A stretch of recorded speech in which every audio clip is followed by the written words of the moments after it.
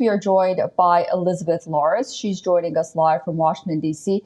She is an adjunct fellow in Pacific Forum and president of E. Loris Consulting. Elizabeth, welcome back to WION.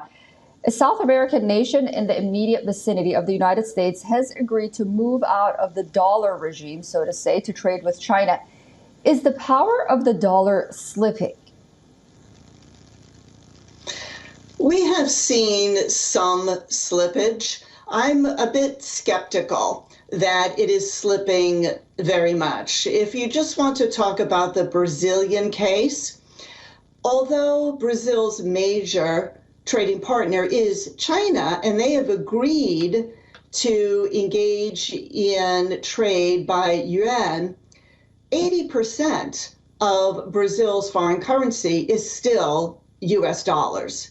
And worldwide, around 55% of global savings and foreign currency is in US dollars. Now, that is down from around 69% about 15 years ago.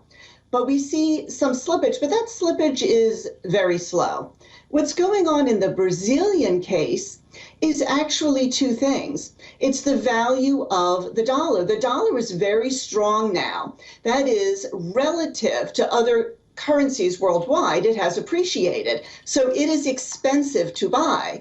When China and Brazil do trade, if they do trade in US dollars, they have to use their own currencies to buy US dollars and then exchange.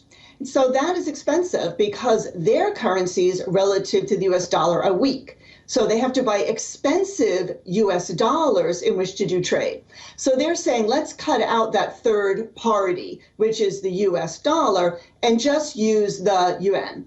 The other issue going on is US and foreign sanctions against Russia and other countries that support Russia, I should say perhaps other entities and maybe other countries that support Russia in its war against Ukraine.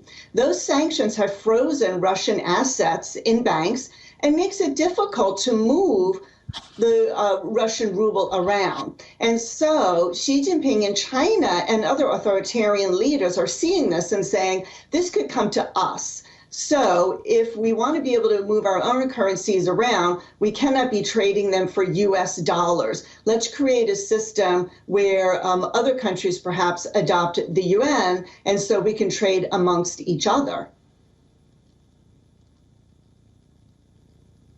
Also on the agenda is possible peace mediations between Ukraine and Russia after France. Brazil is now cozying up to China as peacemaker in that war. What does this mean for America's position in the world?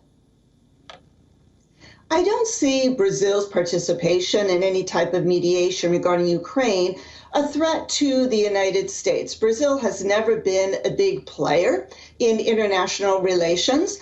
One area that Brazil has some power, perhaps, is as a major party in the BRICS. That is Brazil, Russia, India, China, and at some point it was South Africa, perhaps. That is where Brazil might have some influence. You know, the BRICS created the new development bank as a bank to be an alternative to the Western-dominated, as Washington-dominated IMF and World Bank. And interestingly, on April 14th, former Brazilian President Dilma Rousseff, remember, she was vice president to Lula, and then she was president. She is going to be inaugurated as the head of that new development bank.